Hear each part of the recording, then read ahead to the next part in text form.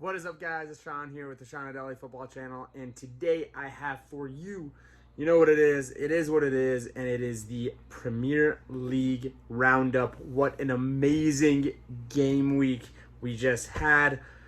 Oh my God, so many amazing headlines from the United game to the City game to the Spurs and Chelsea game all around. It was just fantastic, fantastic to watch, and this is why we love football. These are the moments that we love football. Let me go through it in the same order. We're going to do each game, each result, quick analysis, give my star of the week and my team of the week and my goal of the week. Kind of go through there, and we're going to get started right now. The game week started out on Friday with Newcastle Leeds. This was actually a very, very fun game, in my opinion. I had a blast watching these two teams play. And the game ended 1-1, obviously. Shockingly enough, Leeds didn't play as well as I thought they would. The shots were pretty close. 21-17 shots on target, 9-7. Leeds did edge it a little bit, but all around, you can argue that Leeds' goal was pretty lucky, but also to get conceded. Allan Saint-Maximin, what a player he is. What an absolute gem of a player he is. I love the fact that the Premier League is in a situation right now where every team has one of those X-players that on their day, they're just going to show up and they're just going to do something ridiculous. And Allan Saint-Maximin has that written on him, absolutely. And it's such a joy to watch him play. The first goal from Rafinha, pretty lucky, honestly, from Leeds. I don't want to call it second season syndrome already, but 5 games, no wins, 3 draws is not a good start for them. On the flip side, Newcastle is pretty much in the same exact boat. 2 points from 5 games, 3 losses. They really need to start picking stuff up. Otherwise, they are going to be in that relegation dogfight. And I actually think Newcastle is arguably better than some of the other teams in this league at the moment. But we will find out. We will find out. Moving on to the next game of this fantastic weekend. And we have Wolves-Brentford. One of the results I got very, very wrong. It was truly amazing how well Brentford played. I honestly cannot be more impressed by how well Brentford played. I've been praising Ivan Toney for a few weeks now. Ivan Toney's a cheat code almost. Ivan Toney is ridiculous. I cannot wait for him to move to a team where we can really start seeing him in a high-level, high-caliber team that's constantly creating chances for him, because the man's an absolute beast. XG had the game at 2.3 to 1.02. Deservedly, Brentford won. Going a man down didn't make a difference. They were phenomenal all game long. Cannot give any more credit to them. Bruno Lage needs to be careful. Bruno Lage needs to be very careful. They have been. It's a different style. They're adapting to it. It's going to take some time. I hope they give him enough time, because I think he is going to be fine long term. This is more of a reset type of season, but 4 losses in 5 games, not a great start to the season for them at all. Brentford, on the flip side, what else could you ask for? 5 games, 2 wins, 2 draws, 1 loss, 8 points, sitting in the top half of the table. Very comfortable. Phenomenal for them. Very, very impressed with Brentford. I hope they stay in the league. And I hope they keep churning out these results, because I think they're a fantastic team to watch. And I'm a huge fan of Thomas Frank and the team that he puts out every weekend. Moving on to the next game. And we have Watford-Norwich. Another game that I actually called incorrectly this weekend. Watford were very impressive. Without saying, shots were equal. Norwich had 5 on target. Watford had 8. But actually had the game at 2.4 to 0.78. The chances that Watford created were phenomenal. And it must be said, despite my predictions that I didn't think Watford were a good enough team to be in the Premier League, 5 games, 2 wins. I think most of them would have taken that, given some of the opponents they've had to come up against already. Sitting at 11th place, I don't think anybody's having a problem with Watford at the moment. Ismail Assar was always the player that we notified and we said he is going to be the linchpin of this team. Can he bang? He bangs. And Emmanuel Dennis, very, very good addition to that team. Timo Pukki did get a consolation goal in this game as well in the 90th minute, but all around, very impressed by Watford. I need to watch more of their games because I haven't gotten to all of them yet, but very much impressed. I thought they were deserving of this win for an away game at pretty much a relegation rival. Very impressed. Very, very impressed. Arsenal Burnley. Now, this is the game that I actually predicted correctly. Congratulations to Arsenal. A win is all they need right now. A win just kind of gives them a bit of extra time, but I can't say they played well. I can't say there was anything amazing about Arsenal. Burnley outshot them.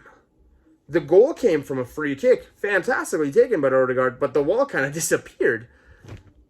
Not very impressed by Arsenal. XG was very, very close. This was pretty much Arsenal's strongest team as well. I think given more time, they'll gel a bit better, but Arsenal just needs to create more chances and score more goals. At the moment, I just don't see it. Burnley, very bad start to the season. 4 losses, 1 draw. Is this the season? Is this the season? We'll find out. I'm going to be making a Premier League my official title prediction tomorrow, so you'll find out tomorrow. Moving on to some of the juicier games of the weekend, and we have Liverpool, Crystal Palace. I'm going to go out. I'm going to give you a spoiler right now. Liverpool, in my prediction, is currently the title favorites in the league. I have not been as impressed with any team as I have with Liverpool. I called this game. I think I called it exactly at 3-0 as well. Liverpool just kind of live up to what they are and how well they are. The thing that I will say is I think Liverpool is pretty much playing at max capacity at the moment. I think this is the best version of Liverpool. I don't think there's really another gear for Liverpool to really get up to. Why do I say that? They're the team that has had their manager outside of Pep Guardiola and City, which we'll get to. I think they've been with their manager the longest, which is a fact. The players know the system. It's very stable. There hasn't been a lot of new inclusions in that team, so there's not that much gel time required. Thus, I think this team is pretty much working at max capacity. The trick with Liverpool is going to be how do they adapt going forward with playing multiple games a weekend. We saw the frailties of the team against Milan. We saw how easy it was for that script to get flipped. However, on the flip side, I will say Mohamed Salah and Trent are 2 of the most informed players in the moment, and I think they're playing absolutely fantastic. Crystal Palace really didn't offer much. Can't really. It's Anfield. It's Liverpool. I wish I could say that about Manchester United and other teams in the world as well, but Liverpool and Anfield, it's just a cheat code, honestly. I talked about this next game already in the big game preview. Manchester City, Southampton. I pretty much predicted that Southampton would be a bit of a party pooper for City. City needs to straighten up fast. Already 3 points behind the pack. It's not a good place to be, and they have some hard games coming up. I believe City play both Chelsea. Their next 3 games is after Wakambi and the EFL Cup, which given. He's going to play the kids. They have Chelsea, PSG, Liverpool. Those are hard games. Do I believe City can beat Chelsea? At the moment, not necessarily. Both those games are away. We could literally be in 2 weeks' time on October 3rd, when Liverpool play Man City in Anfield, we could be sitting at a situation where City are 9 points behind the chasing pack. And I believe the title would be over for them at that point. That's a very, very scary place to be if you're a City fan. They need to do something. I don't know what it is they need to do to figure something out, but they've been leaky at the back. We saw against Leipzig how easily they were able to score against them. When you have a team that puts some attacking influence in, I think they got a little lucky at Leicester, and we saw what happened at Spurs. City, at the moment, I'm fairly scared about how this season is going to go for you guys. Moving on to another one of the shock results that I, again, called Aston Villa Everton. So impressed by Leon Bailey. Did not expect him to do so well. The goals, kind of lucky, honestly. One of them was very lucky. Matty Cash's goal, what a goal that was. Absolute baller, straight to the corner. Fantastic goal from him. Leon Bailey, one of his goals was off of a corner pretty much. Goalkeeper pretty much scored an own goal. Lucas Digne scored an own goal. And Leon Bailey, what a final goal. That was fantastic. Second half, Villa absolutely turned Everton and kind of shows the frailties of this Everton side. They could be, if they do concede early, problems will arise and they could get thumped a bit. It's going to take some time for Rafa to kind of weed that out, but fantastic result for Villa. They really needed that result. They kind of needed to get back in shape. 2 wins, 1 draw, 2 losses. I think they'll take that. I think they'll be very happy. And this was the first loss of the season for Everton. I don't think they're very upset about that. I think they'll move on pretty happily with it. Now, for the games today. Oh my God. Oh my days. I'm going to talk about United West Ham because the range of emotion that I went through in this game was ridiculous. I'm going to be totally honest with you and say that United had about 3 penalty shots this game. West Ham had 1.5 maybe. And of the 3 penalty shots that United had, not one of them was given. Were all 3 penalties? Maybe not all 3, but I think at least 2, you can argue 1.5 of them was a penalty. None of them were given. And just the way the game went, I felt United deserved the game. The XG had a 2.0 to 1.6, given that West Ham didn't play horrible, but United had 17 shots with 10 on target. Fabianski did very, very well this game. I do not understand how none of those shots were given as penalties. It is what it is, but the drama at the end of the game with Jesse Lingard coming on and getting a goal. What a goal as well. Fantastic. So happy for him after the amount of abuse he got online for Tuesday. So happy for him. It's a beautiful moment. He's an amazing human being. I love Jesse Lingard. And I know more than anything else that it broke his heart, what happened on Tuesday, more than anybody else's. Because he loves this club more than anybody else. He's been in this club since he was a kid. He's grown up as a fan. He's been here since day one. And he loves this club with everything he is. And he wants to be here. So I will not take any criticism towards Jesse Lingard because he's a fantastic servant to this club. And I'm so happy that he got that winner today. And then David De Gea. What a save. Rescued the game. This is going to be one of those games that come at the end of the season. We're all going to remember the 2 points at Liverpool, at West Ham. This is going to be one of those moments. This is like Alisson scoring that last minute goal last season for Liverpool. This is that type of result.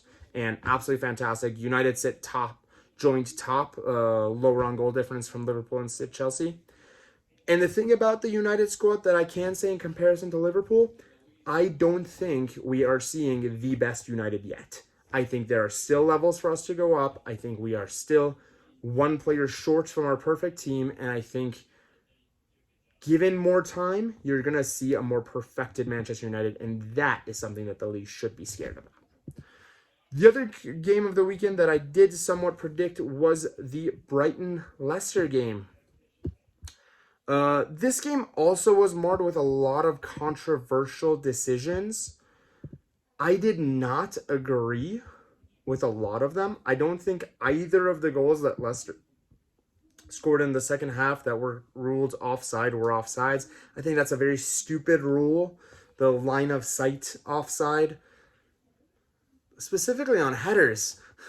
Goalkeepers are pretty tall typically. They see most of these goals. Brighton kind of got lucky. 1.47 to 1.25 kind of gives you an even balance for the game. Two very fast goals for Brighton allowed them to get the lead, and they were just able to hold on to it. Given luck, given whatever you want to say, at the end of the day, Brighton 5 games, 4 wins. Phenomenal start to the season for the Seagulls and for Graham Potter. That is the biggest situation. Can they keep him? I'm going to say if Arteta gets sacked, that is the first manager they should go for. I think he could do wonders for that team. Moving on to the last game of the weekend.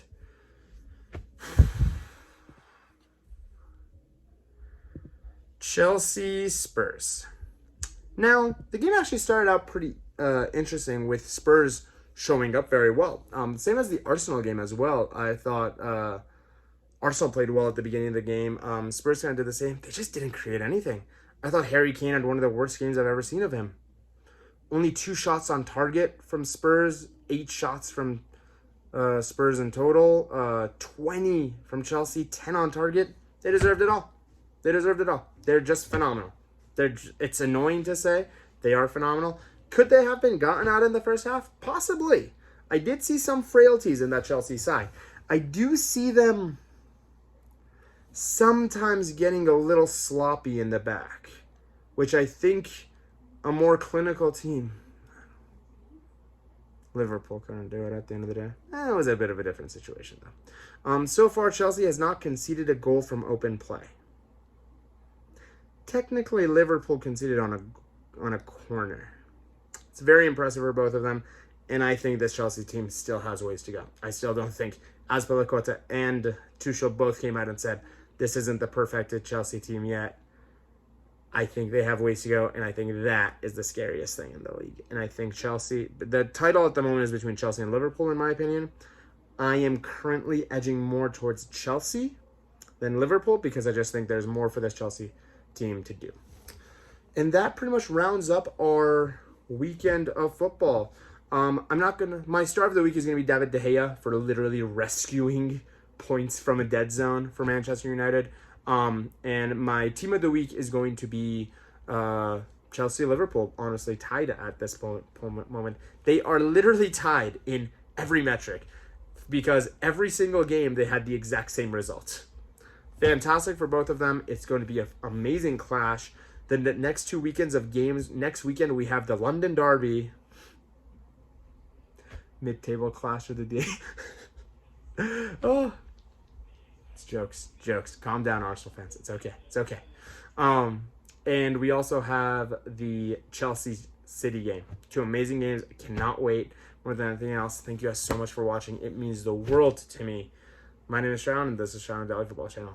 Have a great day, guys. Bye.